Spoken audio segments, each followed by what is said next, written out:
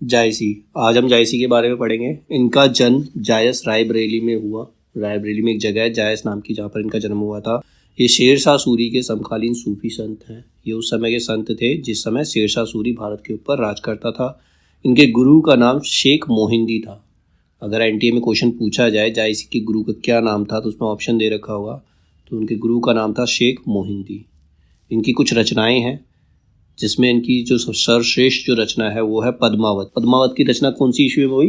1540 1540 ईस्वी में पद्मावत की रचना हुई है। इस्लाम ईस्वी के अनुसार 947 हिजरी माना गया, मतलब क्योंकि हिंदू की तिथि के अनुसार देखें तो 1540 ईस्वी में हुई थी इसकी रचना पद्मावत की, लेकिन इस्लाम के अकॉर्डिंग देखें तो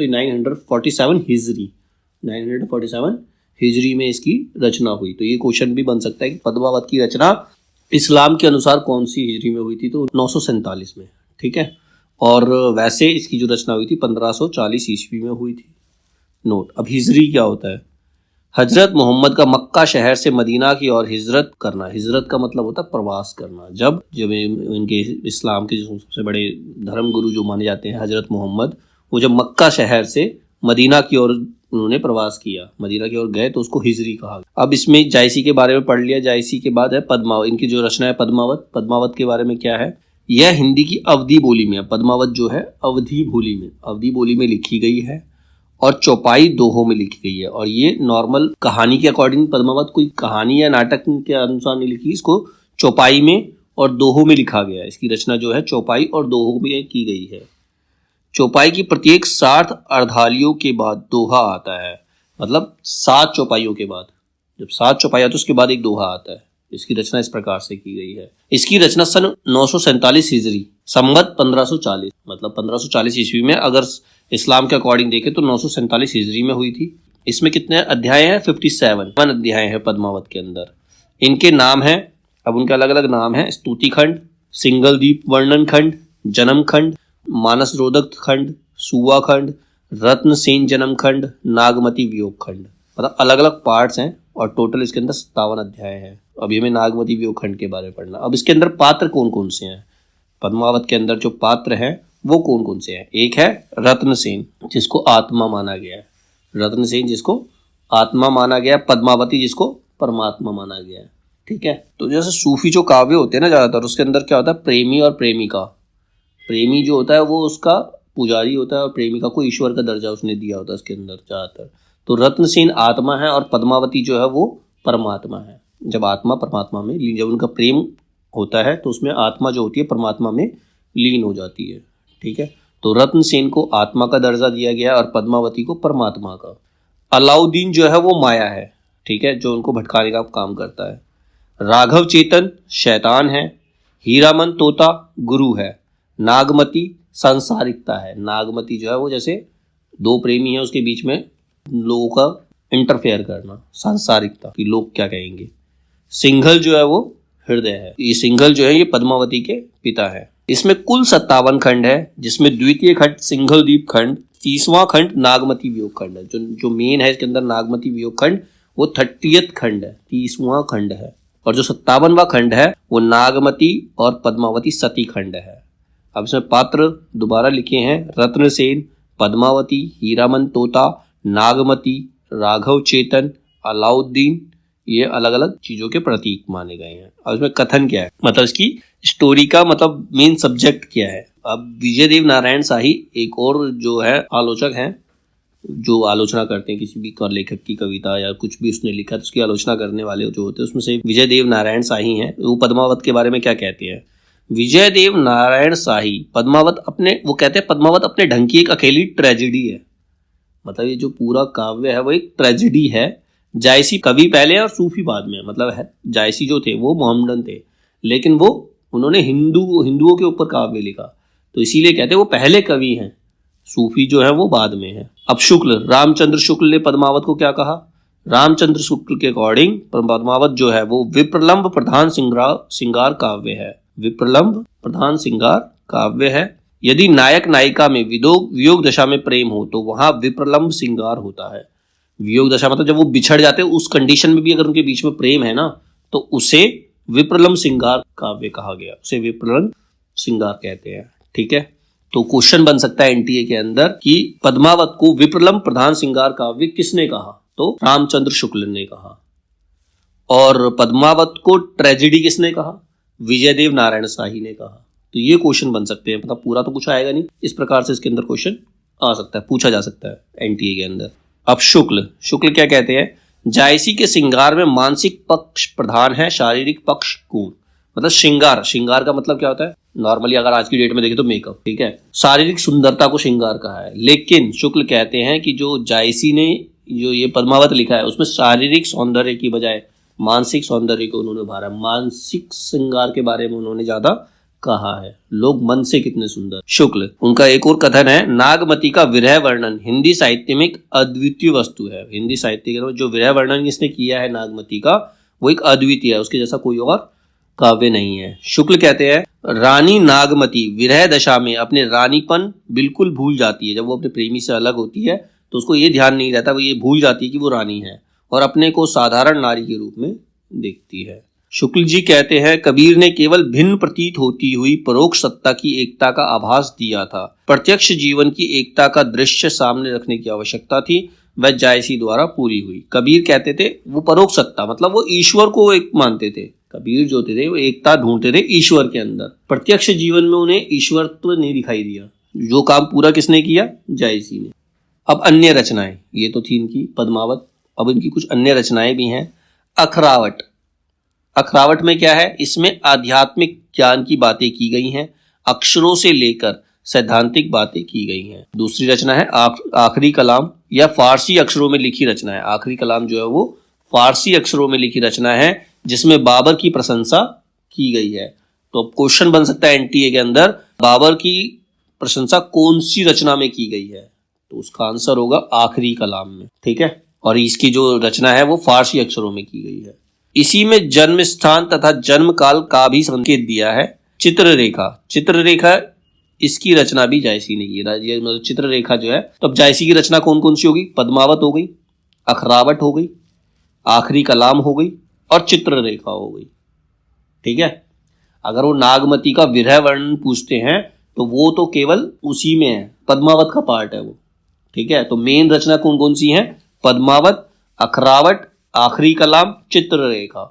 अखरावट में आध्यात्मिक ज्ञान की बातें की गई हैं, पद्मावत में प्रेम में विरह वर्णन वगैरह सारी चीजें बताई गई हैं, उसको तो एक्सप्लेन कर लिया डिटेल में। और आखिरी कलाम जो है उसमें बाबर की प्रशंसा की गई है। और चित्ररेखा इसमें बताया नहीं क्या है, लेकिन ये भी इसकी ये रचना भी जो है जायसी की है, ठीक है। अब तो हमने पढ़ा जायसी। अब बच्चन सिंह का जायसी के बारे में क्या ख्याल है, बच्चन सिंह, हरिवंश राय बच्चन, ठीक है। बच्चन सिंह जायसी के बारे में क्या कहते हैं, जायसी की अवधि की अर्घान है, यह अवधि किसी अन्य कवि में नहीं मिलेगी। मतलब सबसे शुद्ध अवधि का प्रयोग जो है जायसी ने किया है, जबकि वो एक हिंदू कवि नहीं है, वो एक सूफी कवि है, ठीक है। तुलसी की भाषा में भी यह मिठास नहीं है। तुलसी ने भी अवधि भाषा में काव्य लिखा है, रामचरितमानस लिखा है, लेकिन जो मिठास जायसी के काव्य के अंदर मिलती है वो उसके में नहीं मिलती, तुलसी में भी नहीं मिलती वो मिठास। तुलसी की अवधि पर संस्कृत का गहरा प्रक्षेपण है। जो तुलसी हैं वो अवधि में रचना करते हैं, लेकिन उसमें ज्यादातर संस्कृत का इस्तेमाल करते हैं। जायसी की भाषा ठेठ अवधि है, उन्होंने पूरा प्योर अवधि में लिखा है, तो तुलसी की जो है वो संस्कृत निष्ठ है। मतलब तुलसी की रचनाएं जो है अवधि भाषा में है, लेकिन उसमें संस्कृत का प्रभाव दिखाई देता है। लेकिन जायसी की जो रचनाएं हैं वो अवधि भाषा में है, लेकिन उस पर संस्कृत किसी और भाषा का प्रभाव नहीं है, वो प्योर अवधि भाषा में लिखी गई है। यह अंतर दोनों की विषय वस्तु में भी है। विषय वस्तु मतलब जो सब्जेक्ट लेते हैं, एक में लोक कथा है इसीलिए लोक भाषा, दूसरे में क्लासिक कथा है इसलिए संस्कृत निष्ठ भाषा। अब जो जायसी है वो लोक कथा मतलब लोगों की कथा लिख रहे हैं, ठीक है, लोगों के बारे में लिख रहे हैं, लोगों की सोच है, भाव है, लोगों के भावों को प्रकट करना चाह रहे हैं, इसीलिए वो लोक भाषा में है, इसीलिए इसमें किसी और भाषा का नहीं है। लेकिन जो तुलसी है वो क्लासिक कथा लिख रहे हैं, मतलब हमारे धर्म से रिलेटेड लिख रहे हैं, तो इसीलिए संस्कृत निष्ठ भाषा का इस्तेमाल कर रहे हैं वो, तो रीजन भी है इसके अंदर। जीवन के विरुद्ध मृत्यु और मृत्यु के विरुद्ध जीवन के संघर्ष का नाम है पद्मावत। पद्मावत में क्या दिखाया गया है, जीवन के विरुद्ध मृत्यु और मृत्यु के विरुद्ध जीवन का संघर्ष, जीवन और मृत्यु में संघर्ष चल रहा है, ठीक है। नोट, शुक्ल जी लिखते हैं कि पद्मावत में उल्लेख हुआ है, इन पदों में जायसी के पहले इन 4 काव्यों का उल्लेख है।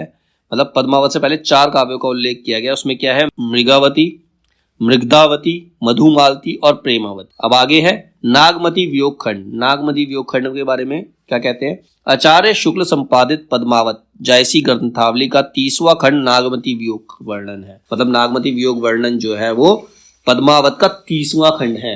ये क्वेश्चन भी पूछा जा सकता है कि नागमती वियोग वर्णन जो है कौन सा खंड है पद्मावत का, तो वो 30वां खंड है वो। इसमें नागमती का वियोग पक्ष दिखाया गया है। जब रत्नसेन पद्मावती की खोज में नागमती को छोड़कर सिंगल द्वीप चले जाते हैं। जो रत्नसेन है पद्मावती को छोड़कर, नहीं, पद्मावती को ढूंढने के लिए नागमती को छोड़कर चले जाते हैं। ठीक है। इस खंड में नागमती के 12 मासा वियोग वर्णन है। 12 मासा मतलब जब वियोग वर्णन होता है तो कौन से मंथ में, कौन से महीने में वो किस प्रकार की फीलिंग्स उसे आ रही हैं, उसे बोलते हैं माया 12 मासा वियोग वर्णन। उसके मन के भाव अलग अलग महीने में किस प्रकार के भाव उसके मन में उठते हैं। इसमें अतिशयोक्ति एवं विप्रलंब श्रृंगार का चित्रण है। विप्रलंब श्रृंगार अभी बताया था, जहां वियोग की दशा में भी प्रेम होता है वहां पर विप्रलंब श्रृंगार होता है। अतिशयोक्ति अलंकारों का इस्तेमाल। अतिशयोक्ति मतलब जो चीज हो नहीं सकती वैसा कल्पित करना, वैसी कल्पना करना। ठीक है। कहीं कहीं उहात्मकता का भी चित्रण है। उहात्मकता मतलब वो बहुत ज्यादा बेचैन हो जाती है अपने प्रेमी की याद में।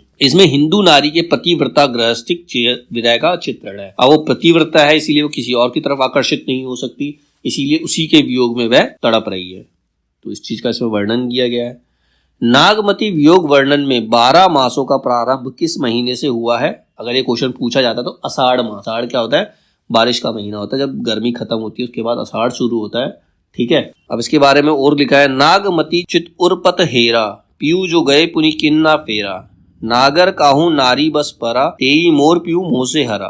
अब नागमती के बारे में बताया, कविता के बारे में। कविता में चौपाई छंद के अनुसार से लिखा गया है, नागमती चित उर्पत हेरा, पीयू जो गए पुनि किन्ना फेरा। मतलब वो कह रही है कि उसका जो दिमाग है, उसका जो दिल है वो कहीं नहीं लग रहा है, क्योंकि उसके जो प्रेमी है, उसका जो प्रेमी है वो चला गया। उसके बाद उसने मुड़कर नहीं देखा है, उसने वापस देखा नहीं है नागमती को। नागर काऊ नारी बस परा, तेई मोर प्यू मोह से हरा। मतलब ऐसी कौन सी नारी है किसने उनको अपने वश में कर लिया है, जिसने मेरे प्रेमी को मुझसे चुरा लिया है, जिसने मेरे प्रेमी को मुझसे अलग कर दिया है। सुआ काल होई ला गया पीयू, पीयू नहीं जात जात बरि जियू, भय नारायण बावन करा, राज करत राजा बलि छरा, करण पास लीने के छंदु, विप्र रूप धरी जिलमिल इंदु, मानत भोग गोपीचंद भोगी, लेई अप्सवा जलंधर जोगी, लेगा कुसनई गरुड़ अलोपी, कठिन बिछो जेहि किमि गोपी, सारस जोरी कौन हरी, मारी व्याधा लिना, झूरी झूरी पिंजर हो भई, बिरह काल मोही दिना। अब वो उसमें बता रही कि जैसे राजा बलि को नारायण ने छल लिया। राजा बलि को नारायण ने किस प्रकार छला था? राजा बलि को यह अहंकार हो गया था कि उसके समान कोई और राजा नहीं है, कोई उससे बड़ा दानी नहीं है, वो सब कुछ दान कर सकता है। तब उनके अहंकार को खत्म करने के लिए नारायण ने वामन रूप धरा। वामन रूप में जाकर उनसे 3 गज जमीन मांगी, 3 कदम जब भूमि मांगी। तो पहले कदम में उन्होंने पूरी पृथ्वी को नाप लिया, दूसरे कदम में स्वर्ग तक को नाप लिया। तो अब कहते कि तीसरा कदम कहाँ रखूं? तो राजा बलि ने कहा, आप तीसरा कदम मेरे सर पर रख दीजिए ताकि मेरा अहंकार जो है वो खत्म हो जाए। तो ये तो एक स्टोरी थी। तो ये नायिका बोलती है, जैसे हरि ने राजा बलि को हर लिया। ठीक है। इंदुमती थी जिसको इंद्र ने, भगवान इंद्र ने जाकर छला था। साधु के भेष में जाकर उसकी सुंदरता से वो प्रभावित हो गया था, तो साधु के भेष में जाकर उसको छला। मानत भोग गोपीचंद भोगी। गोपीचंद मतलब जो गोपियां हैं, मतलब जब भगवान श्री कृष्ण के रूप में आए थे तो गोपियों ने जो विरह वेदना झेली थी। ठीक है। तो उसी तरह से वो सोच रही है कि अब जो बारिश का महीना आ गया है, चारों तरफ पपीए गा रहे हैं, कोयल कूक रही है, इतना सुंदर वातावरण है और वो अपने प्रेमी से अलग है। तो ये तो था हमारा नागमती का वियोग वर्णन। इसके बाद है अंधा युग। अंधा युग करते हैं इसके नेक्स्ट वाली वीडियो में।